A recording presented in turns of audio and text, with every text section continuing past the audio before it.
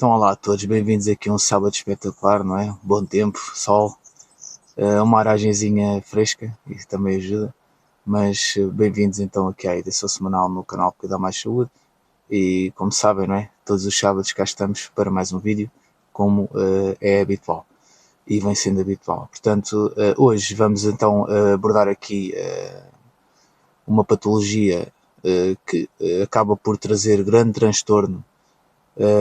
E está também muito relacionada com o tipo de alimentação que nós levamos. Hoje vamos falar aqui um bocadinho sobre o fígado, sobre esse órgão, que é o segundo maior órgão do corpo humano, tem uma importância extrema, extrema mesmo, e acaba por ser um órgão fundamental no metabolismo do nosso organismo. Portanto, hoje vamos falar especificamente aqui de esteatose hepática, um bocadinho esquisito este nome. Basicamente é o que se chama de fígado gordo, ok? Até já.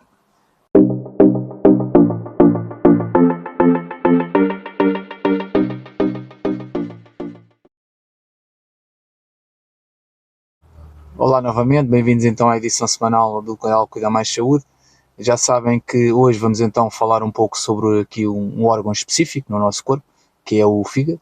É um órgão bastante importante, de extrema importância no nosso metabolismo. É o segundo maior órgão do nosso corpo humano e é um órgão que tem uma particularidade que não é igualável por outro órgão, ok? E essa particularidade é a sua capacidade de regeneração, isto é, a sua capacidade de crescimento, caso haja aqui alguma perda, de algum modo, de uma parte do fígado. Ele faz parte do sistema digestivo,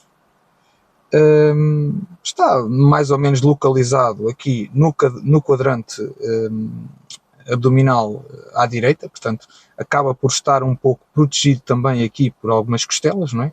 Que servem precisamente como uma das funções ósseas, é mesmo a proteção dos órgãos, não é? Daí a caixa torácica também.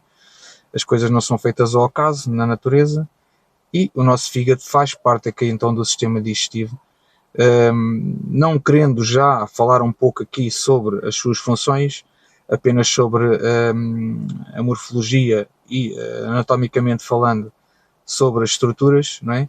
Mas de um modo geral o fígado acaba por ter aqui a vesícula biliar, que também está aqui associada ao mesmo, o ducto cístico, temos o ducto biliar comum, temos o duodeno e temos o nosso pâncreas também e o nosso estômago, não é? Portanto, temos aqui estas estruturas todas, por assim dizer, em redor do fígado e de extrema importância aqui para a nossa digestão, que as células hepáticas recolhem então gorduras, não é?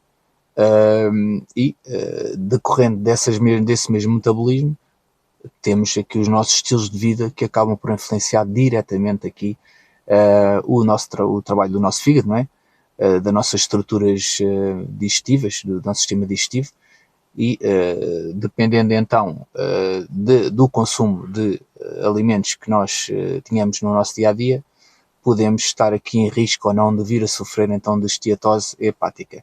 Portanto, a esteatose hepática, quando essa gordura existe em demasia, pode haver então uma acumulação. Se tivermos uma dieta rica em gorduras, pode haver uma acumulação dessas mesmas gorduras no nosso fígado.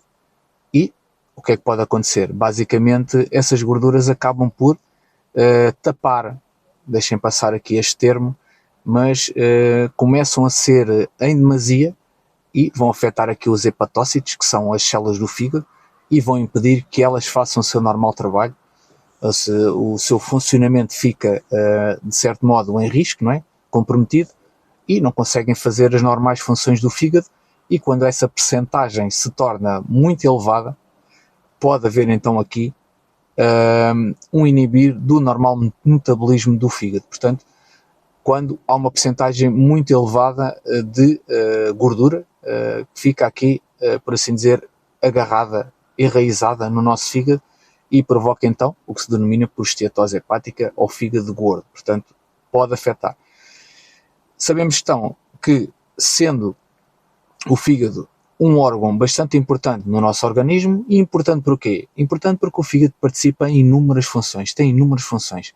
Não só quando tomamos fármacos, ou seja, tomamos medicação analgésicos, anti-inflamatórios, que ficam já a saber que são terríveis para o nosso fígado. Portanto, é óbvio que temos sempre a avaliar aqui os prós e os contras, não é? Os benefícios e os malefícios de tomar determinada terapêutica.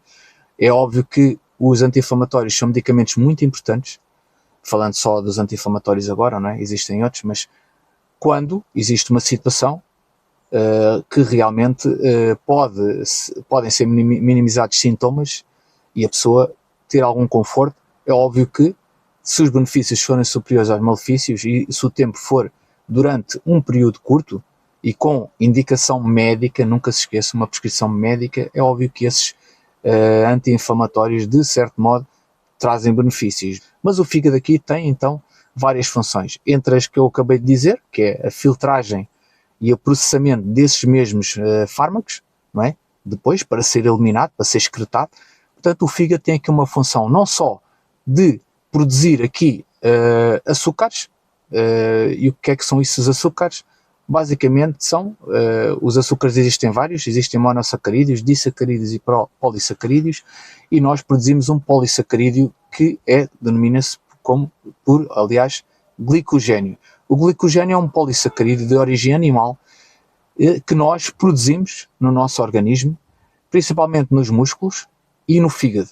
Portanto, é produzido para armazenamento através de um processo que se denomina por glicogênese. Portanto, a glicogênese é um processo onde o organismo produz um açúcar, um polissacarídeo, portanto um açúcar complexo, e é produzido esse açúcar complexo de forma a termos reservas para, quando necessitamos, não é? E não temos energia de forma imediata, conseguirmos que haja aqui uma libertação para o nosso sangue para realmente acelerar aqui processos ou outras situações. Portanto, o fígado, além de a capacidade de filtragem que tem também uma capacidade de produção e armazenamento de açúcar, como armazenamento de ferro.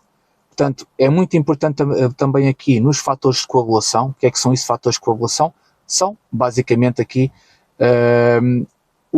aqueles fatores que nos ajudam no processo de coagulação. Imaginemos que temos uma ferida, caso não tivéssemos o fígado com estas funções, nós iríamos esvair-nos em sangue.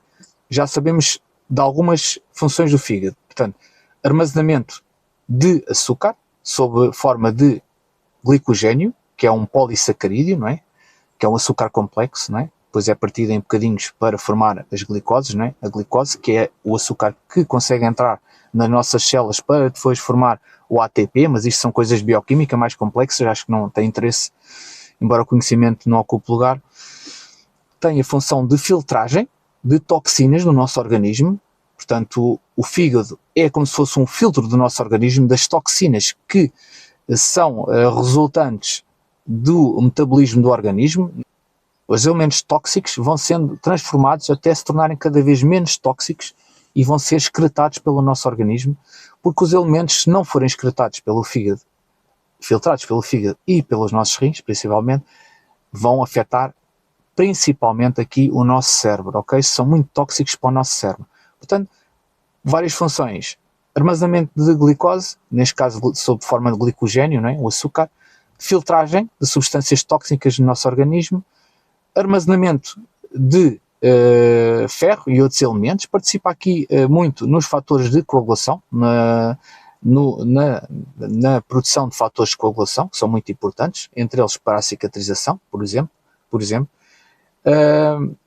Na digestão dos nutrientes, porque tem também a bilis, a vesícula biliar, e produz sucos também, que esses sucos ajudam principalmente a emulsionar, ou seja, a tornar as gorduras absorvíveis também, porque as gorduras, como sabemos, pomos azeite, por exemplo, dentro da água, o azeite fica a boiar. Então, se assim fosse, nós quando ingerimos azeite, o azeite não ia ser digerido porque torna-se insolúvel, é insolúvel, não é?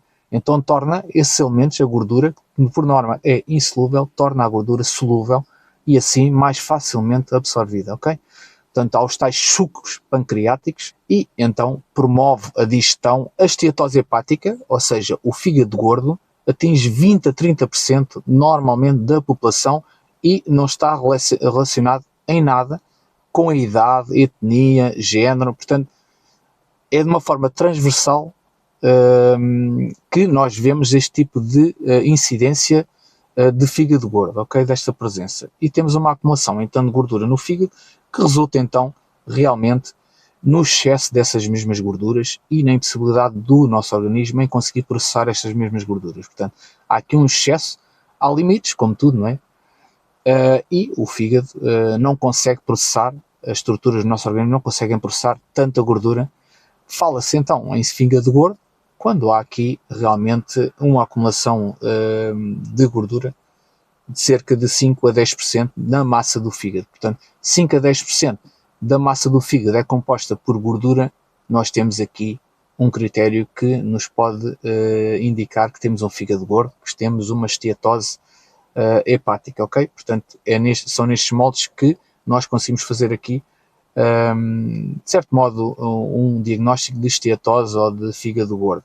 Portanto, o que é que acontece com essa gordura? Além do que eu disse inicialmente, em que há uma dificuldade dos hepatócitos em conseguir depois fazer os seus normais processos, porque a gordura é tanta no organismo, há então realmente aqui um processo inflamatório provocado por esta gordura em excesso. Imaginemos aqui, de certo modo, não sei se será o melhor exemplo, mas, por exemplo, a celulite. A celulite não é mais do que uma inflamação dos tecidos provocada por excesso de gordura naquela zona, não é? Portanto, até fazemos aquelas pregas às vezes, e principalmente das mulheres, não é? Que me estão a ouvir, nota-se mais nas nádegas, que quando fazemos a expressão, ou seja, quando fazemos ali uma prega nas nádegas, notamos ali aquelas irregularidades todas, não é? Isso não é mais do que uma inflamação, que é a celulite, a inflamação dos tecidos provocados pela gordura. Portanto, o que vai acontecer é uma inflamação desse mesmo fígado, também provocado pelas gorduras, e se nada for feito, ao longo dos anos, cerca de 20% das pessoas que têm esteatose hepática, ou seja, que têm um fígado gordo, esse mesmo fígado gordo pode-se transformar numa cirrose, e uma cirrose não é mais do que o culminar da doença hepática, ou seja, o fígado deixa de ter qualquer tipo de função e, normalmente, tem que haver aqui algumas terapêuticas, mas por norma a única terapêutica que pode resolver aqui um caso de cirrose, né, que é o fígado realmente deixa de ter a função normal, é o transplante hepático e sob determinados critérios, como é óbvio. Deixo aqui um link também que está relacionado com um vídeo que fiz aqui no canal sobre realmente aqui a cirrose, e pode ser de interesse de vocês aí desse lado para darem também uma vista de olhos, caso haja interesse nesse sentido. Portanto, como podem ver, a esteatose hepática é algo que pode provocar a morte a longo prazo. Portanto, está muito relacionado diretamente aqui com o consumo, os estilos de vida que nós levamos. Mas as causas da mesma podem estar, aliás, diretamente relacionadas com o consumo de álcool, com por exemplo, parece também que as pessoas não bebem, também é óbvio que também podem sofrer daqui de esteatose hepática, não é? Mas normalmente aqui as pessoas que não têm consumo de álcool designam-se por fígado gordo não alcoólico, mas é mais comum nas pessoas que têm hábitos alcoólicos, etanólicos, ok? Terem o fígado gordo de pessoas que não têm, portanto que não têm este tipo de consumos. Podemos ver também aqui que normalmente os doentes que têm o fígado gordo, ou seja, a esteatose hepática, são doentes que também têm outros quadros, como por exemplo a diabetes, como por exemplo têm um aumento de peso ou sofrem mesmo de algum tipo de obesidade e têm os triglicéridos aumentados, que são as gorduras, não é? Normalmente vão para a região abdominal nos homens e nas mulheres para as nádegas, não é? Tem também o colesterol, de certa forma, também elevado. Portanto, o fígado é que produz o colesterol, 80% aliás do colesterol é produzido por nosso fígado, o restante 20% vem da alimentação, ao contrário do que muitas pessoas pensam, mas a alimentação é um estímulo para esse mesmo colesterol ser produzido ou não, atenção. E então, sabemos então que não é só a pessoa tem esteatose hepática, mas há aqui umas causas que levam a essa mesma esteatose hepática. Outras causas mais raras ou menos frequentes para que haja aqui, de certo modo, o fígado gordo, são, por exemplo, aqui medicamentos como a amiodarona, os estrogénios, os corticoides, são tudo medicações que podem ser usadas de certo modo, podem ser a etiologia, a causa também de esteatoses hepáticas, neste caso o fígado gordo. Há também algumas doenças genéticas que podem afetar também, e se a pessoa tiver uma perda muito rápida de peso, que 80% das pessoas que são consumidores de álcool têm realmente aqui uma acumulação muito rápida de ácidos gordos no nosso fígado. Portanto, principalmente as pessoas que têm consumo diário de álcool e grandes quantidades são as pessoas que são os principais afetados pela esteatose hepática, que é o fígado gordo, ok? Portanto, isto também é importante termos presente, porque é uma das principais causas realmente da esteatose hepática, é o consumo de álcool, ok? Além das outras que referi, mas de alguma forma mais raras. A nível de sintomas, os sintomas que começam a aparecer, alguns mais discretos, outros que se notam de uma forma mais clara, não é? Normalmente, eles, por norma, não é? São sintomas que passam despercebidos, principalmente aqui numa fase inicial, e daí a pessoa continuar com os seus hábitos e vir a descobrir que tem um fígado gordo ou esteatose hepática. Felizmente, hoje em dia, as pessoas fazem análise de uma forma mais fácil, não é? E de uma forma mais rápida, cada vez mais rápida, e de uma forma também mais acessível, e sabem os resultados de uma forma cómoda. Muitas vezes em casa vão ao e-mail e já sabem os resultados depois das análises que fizeram. E então é isso mesmo, as pessoas acabam por saber através das análises, porque vemos, por exemplo, aqui a função hepática, análises com função hepática, e conseguimos perceber aqui através de algumas componentes das análises que temos o fígado gordo ou não, através das transaminases, através de outro tipo de elementos do foro analítico, conseguimos perceber aqui se temos ou não o fígado gordo. E as pessoas podem tomar então aqui algumas precauções e tentar prevenir e mudar a sua alimentação de forma a que haja alguma melhoria. Mas muitas vezes nem é pelos sintomas, fazem umas análises só de rotina e descobrem realmente que há aqui umas alterações no fígado e então ficam mais espertas. Se tiver algum grau aqui mais acentuado de desregulação através da nossa função hepática, o profissional de saúde que faz esse escrutínio, que faz essa análise, essa observação, que normalmente é o médico, não é? O que é que acontece? Pode querer uma ecografia ao fígado, não é? Uma ecografia hepática ao órgão e porque há aqui umas alterações muito significativas a nível hepático, da função hepática, e pode haver aqui uma alteração não só a nível morfológico, ou seja, a nível do aspecto do fígado, não é? Pode perceber que realmente aquele fígado não está nas melhores condições e temos de direcionar aqui algum tipo de terapêutica. Pode haver, realmente através da ecografia, percebemos que há uma inflamação do fígado.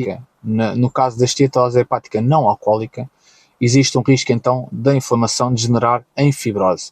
Em fibrose que leva então, e pode levar então a cancro do fígado, pode levar a cirrose. A cirrose já é algo muito vago, o que é isso cirrose? E normalmente a cirrose está sempre associada ao álcool, uma pessoa que consome muito álcool, e normalmente é uma coisa que leva vários anos a que aconteça, e não quer dizer que a pessoa ande sempre bêbada, não é? Embriagada, e também pode acontecer a pessoas, lá está, como eu disse anteriormente, que não tenham o hábito de beber álcool, ok? Isto fica também presente. Mas podem levar a fibrose. No caso da esteatohepatite não alcoólica, pode haver realmente aqui uma fibrose que pode levar então aqui também a cirrose e a cancro do fígado. Portanto, é um risco aumentado de cirrose. E quando há aqui sintomas de cirrose, quer dizer que o nosso fígado está nas últimas, não é? Que é mesmo assim. Portanto, já não tem funções praticamente nenhumas, não consegue fazer as normais funções que eu referi lá atrás, como por exemplo armazenamento, alterações da função, das funções aqui e dos fatores de coagulação.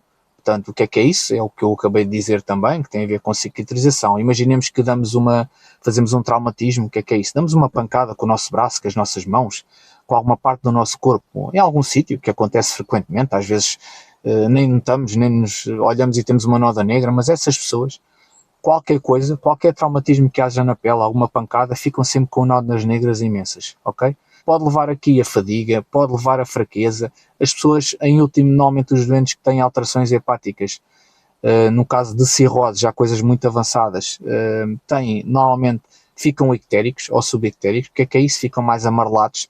Eu já tive doentes no serviço onde eu trabalho que ficam amarelos, parecem quase o Bart Simpson, daquela série animada com vários anos, não é? Portanto, parecem os Simpsons, mesmo amarelos, ok? Parecem pirilampos quase. E que as escleróticas, ou seja, que são esta zona branca à volta da nossa íris, aqui da nossa pupila, fica amarela, completamente amarela, ok? E quando o grau, isso tem a ver com a bilirrubina que é acumulada no nosso organismo, porque o fígado já não armazena essa bilirrubina, não só não a armazena para transformar em ferro, como também não a consegue excretar. E então, não conseguindo excretar, o que é que acontece? Vai havendo uma acumulação no organismo, e quando os níveis são muito elevados, pode levar aqui a toxicidade no nosso cérebro e leva a encefalopatias hepáticas. O que é isso? É quando as pessoas, a quantidade de bilirrubina é tão elevada, de detritos, como a amónia é tão elevada, que são essas toxinas que depois têm que ser excretadas pelo fígado, que não trabalha, né, nas devidas condições por causa da cirrose.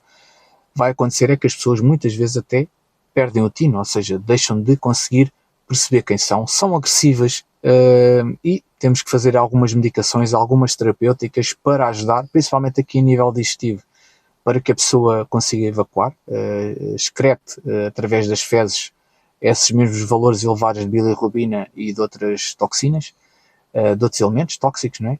Que o fígado não trabalhando tem que ser eliminado pela parte digestiva, neste caso pelo intestino, e fazemos aqui terapêuticas que ajudam a pessoa a evacuar, ou seja, a excretar através das fezes, tentar minimizar aqui este impacto para as pessoas ficarem a nível cerebral mais lúcidas e cumpram de algum modo também algumas ordens que lhes damos, ok? Para cumprir a terapêutica e outras funções. Realmente os sintomas são a fadiga, a pessoa cansa-se muito, realmente há aqui esta hiperbilirrubinemia, ou seja, há um acentuar, um elevar da bilirrubina e a pessoa fica ictérica com esta cor mais amarelada, não é? A acumulação da bilirrubina no sangue. Há uns hematomas, como eu referi há pouco, mais dispersos pelo organismo. A pessoa tem náuseas, tem desorientação também, em últimos casos, tem anorexia, ou seja, tem perda daqui de apetite também. Pode ter febre também, embora não seja muito frequente, mas pode ter febre, por experiência própria não é muito frequente, e pode vomitar. O que é mais frequente, por experiência própria, é mesmo esta fraqueza, a desorientação, isto é frequentíssimo.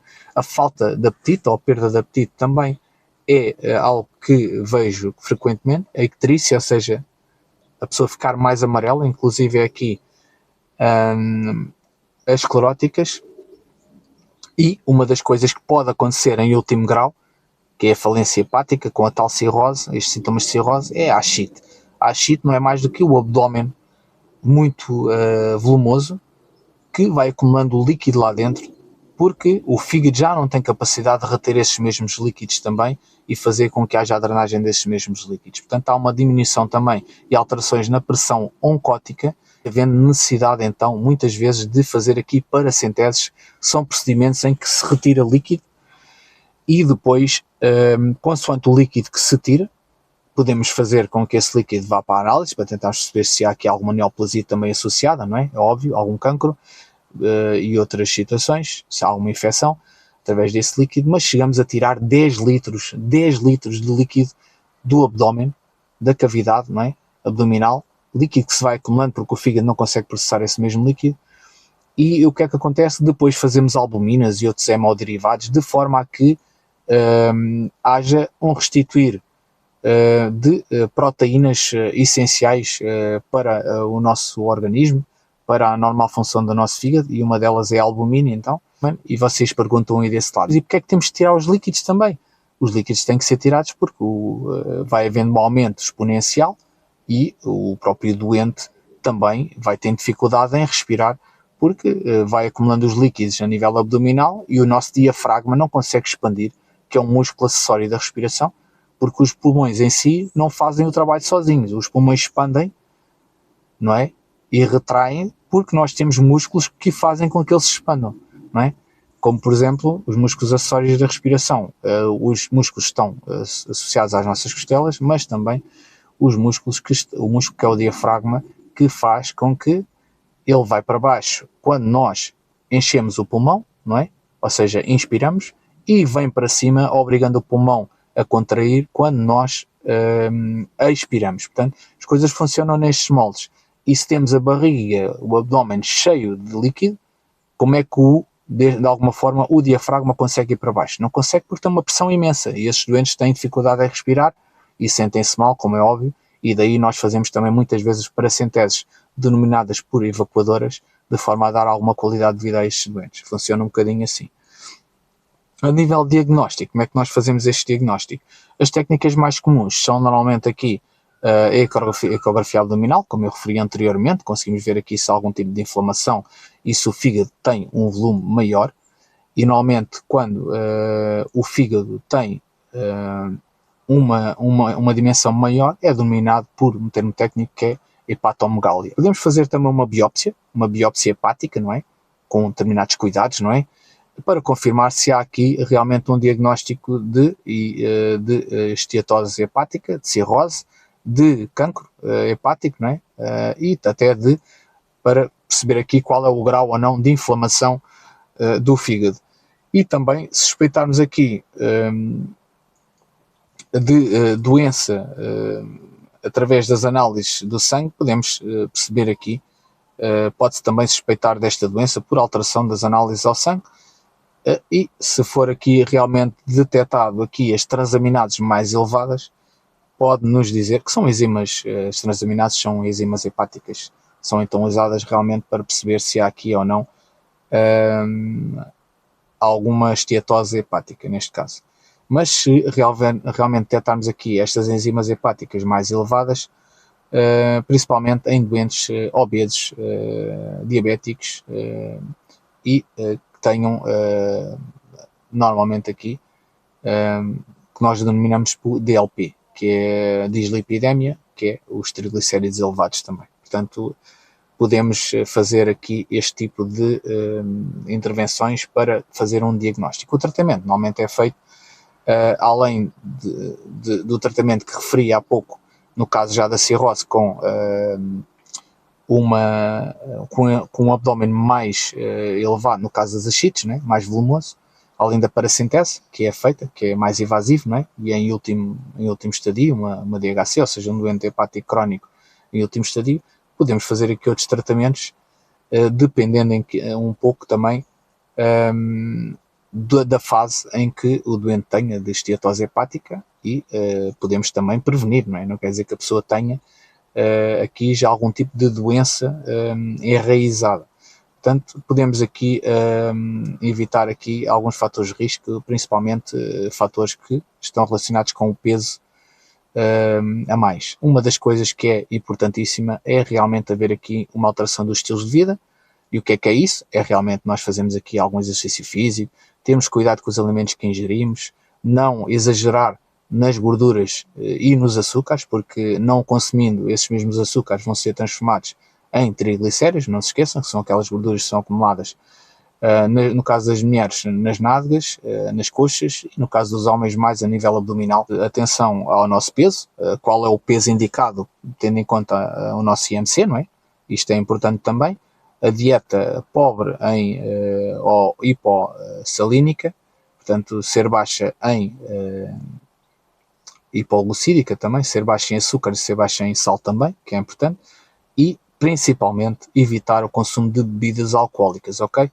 Uma coisa é uma pessoa beber uma cervejinha de vez em quando, ou um bocadinho de vinho numa festa, seja o que for. Outra coisa é a pessoa todos os dias andar a beber minis, ou cerveja, ou tipo de bebida alcoólica. Pode levar realmente aqui a um risco aumentado de sofrer de fígado gordo. As pessoas com diabetes, com hipertensão, com obesas e com colesterol e triglicéridos mais elevados, mais cuidados ainda têm que ter para não ter esteatose hepática, o fígado gordo. Portanto, temos que ter sempre bem presente que em fases iniciais muito iniciais, daí nós convém fazer umas análises de rotina, nem que seja uma vez por ano ou de 6 em 6 meses, conseguimos reverter esta situação, portanto isto é importante. Em casos mais evoluídos, ou seja, em que aqui os níveis de gordura no nosso fígado já são mais elevados, já temos aqui que ter outros cuidados, outras recomendações que têm que ser implementadas de forma a minimizar os estragos que foram feitos por esta acumulação de gordura. E, como eu disse há pouco, esta acumulação de gordura corresponde a 5 a 10% da dimensão total do fígado. Portanto, se houver aqui uma acumulação de 5 a 10% de gordura, a esteatose hepática está presente, não é? A esteatose hepática, o fígado gordo. A nível de prevenção, é o estilo de vida mais saudável, haver aqui realmente uma presença de exercício físico e, como eu digo sempre, tem que estar realmente aqui direcionado para o tipo de pessoa que temos à nossa frente. Não se esqueçam, não somos todos iguais e consoante a recomendação do profissional de saúde que segue essa mesma pessoa. Atenção. A obesidade é algo que também proporciona aqui e é um fator de risco e é uma causa da esteatose hepática também. Gorduras saturadas, aumentar aqui um consumo de fibras, principalmente aqui as fibras insolúveis que ajudam à eliminação, mas também as fibras solúveis. As fibras são usadas muito também, principalmente as insolúveis, para fazer aqui uma limpeza, deixem passar o termo aqui do nosso sistema digestivo também, ajudam bastante nisso, principalmente aqui a celulose, que é uma fibra insolúvel, e um consumo muito moderado de álcool, como eu disse há pouco também, e preferir sempre as carnes brancas, as carnes que têm menos gordura, não é? Como o coelho, como o peru, como o frango. Por exemplo, também a nível do peixe, preferir sempre peixe à carne, não é? Como é óbvio, evitar carne de porco, evitar carnes vermelhas, como carne de vaca, também é útil e podemos suplementar aqui a dieta de forma realmente aqui a melhorar a função hepática, com alguns tipos de elementos, que são as vitaminas, né? Principalmente aqui a vitamina E, a C, o selénio, que são os sais minerais, o ômega 3 também, ginseng, entre outras substâncias que podem ajudar aqui à prevenção da esteatose hepática do fígado gordo. Portanto, temos que ter atenção à nossa saúde.